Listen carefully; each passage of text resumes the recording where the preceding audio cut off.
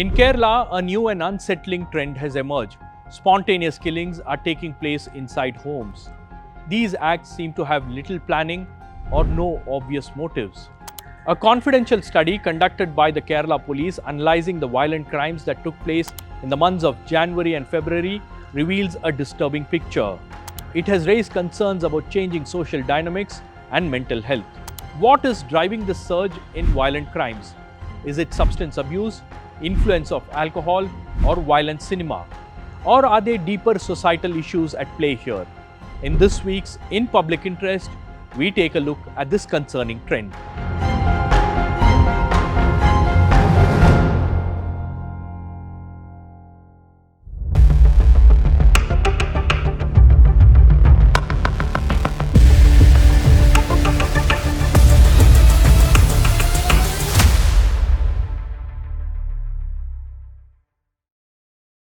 Governments may come and go, but what remains constant is public interest.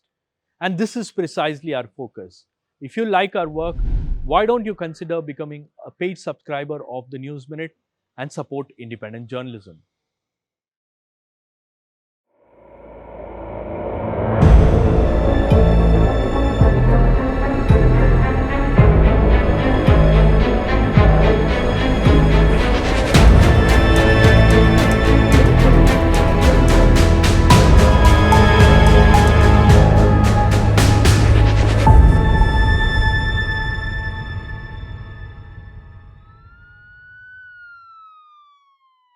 A 23-year-old man, Affan, walked into Dhanyarajendran police station in Thiruvananthapuram, confessing to killing 5 of his own family members. നാടിന് നടുക്കിയ വെഞ്ഞാറമാട് കൂട്ടക്കൊലപാതകം പ്രതി അഫാൻ കൃത്യമായ ആസൂത്രണത്തോടെയാണ് നടത്തിയത്. The chilling confession shocked the state. Affan went on a killing spree for 6 hours. He killed his brother Ahsan, grandmother Salima Bibi, uncle Latif, aunt Sajita, and girlfriend Farzana. He also attempted to kill his own mother Shamina.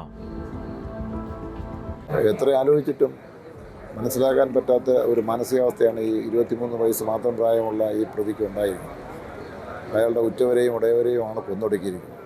അതും ദീർഘസമയമെടുത്തുകൊണ്ട് pre പ്ലാൻഡായിട്ട് ഒരു professional കില്ലറുടെ രൂപത്തിലാണ്. In the past few years, Kerala has seen a spate of violent crimes.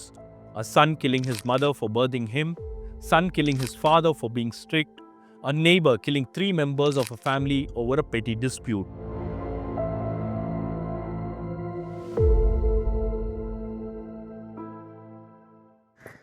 വാസ്തവത്തിൽ ഒരു ഇപ്പോഴും അവ്യക്തതയാണ്.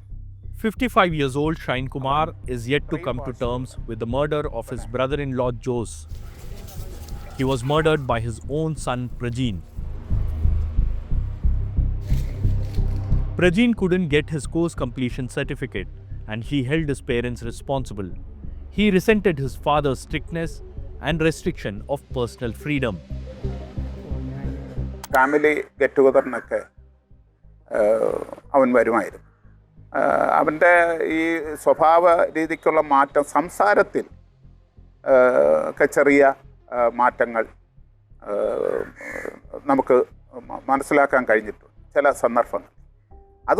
ഇത് ഇത്തരത്തിലുള്ള ഒരു വിഷയമാണ്. അവൻ എന്തെങ്കിലും ലഹരി പദാർത്ഥം ഉപയോഗിച്ചിട്ടാണ് ഇങ്ങനെ ഒരു മാറ്റം എന്നുള്ളത് ഞങ്ങളാരും അതിന് സംശയിച്ചില്ല. കാരണം അത്രയ്ക്ക് അവൻ എല്ലാവരോടും ചിരിക്കുകയും ആ രീതിയിൽ അവൻ അപ്പനടുത്തും അമ്മയുടെ അടുത്തും ഒക്കെയാണ് നിൽക്കുന്നതും ഇരിക്കുന്നത്. കല്യാണത്തിന് പോയാലും അങ്ങനെ തന്നെയാണ്. When we are using these stimulant drugs like what we saw as MDMA, okay, it affects the prefrontal cortex of the brain. It's the prefrontal cortex of the brain is the one who decides, or one which decides how we behave in a society or how we behave in a community. So once a person who consumes drugs regularly, what happens is it weakens the cortex or it gets damaged. So they lose the self-control and they act on their impulses. Any thought or desire, they just act upon that. This is what happens in the case of the drugs. These gruesome murders have forced the Kerala police to conduct a confidential study, and the findings are startling. We had around 65 murders. And 65 murders, we had 70 people dying in those murders because some cases are multiple victims also. So the startling fact that we found is in all these murders, in 30 of these cases, it was basically the murder happening inside the house. That is one family member killing the other family member. Kerala recorded 334 murder cases in 2022, 352 cases in 2023, and 335 cases in 2024. Though the overall murder rate in Kerala may not be rising, the shift in crime patterns towards impulsive, violent crimes within homes is a growing concern. This impulsivity and aggressivity is there. That is, earlier, as I told you, there was a time for them to think about what they're going to do. But now, if, for example, if someone's love is rejected, instead of accepting it, now they attack or even kill the other person. We are seeing that. And if the teenager doesn't get the money to buy something, they may harm their own family members. And if a parent takes away a mobile phone, they can start hitting, or sometimes they may even commit suicide. When a murder happens within the family or close to home, police have no way to prevent it. Officers admit that no amount of patrolling, anti-social checks, or night surveillance can stop these kinds of crimes. And then we analyze the reasons also why this crime is happening and what was the reason, what was the motive behind the crime. And then we found that in that also, 37 cases were actually immediate provocation that led to the crime. There was no premeditated conspiracy or planning behind that crime. It was 37 cases. It was sudden provocation that led to the crime.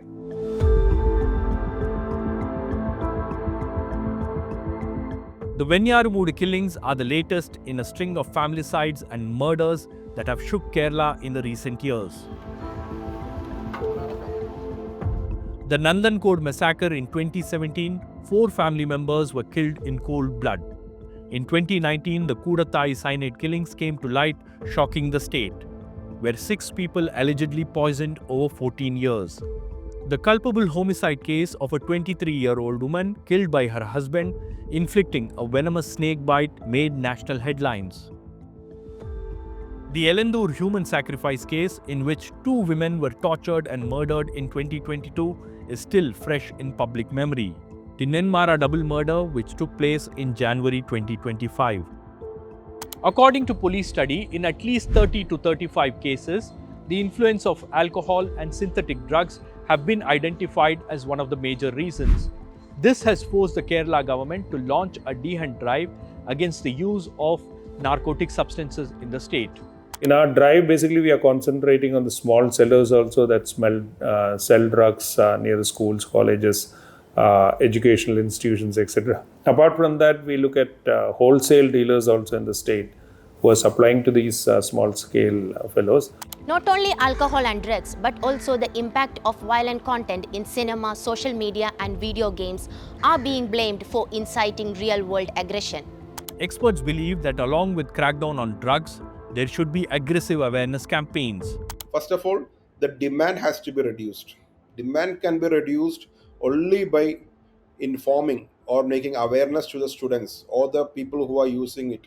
There has to be made aware of such situations. We will think that, okay, my son is not using, or my brother is not using, or my neighbor is not using.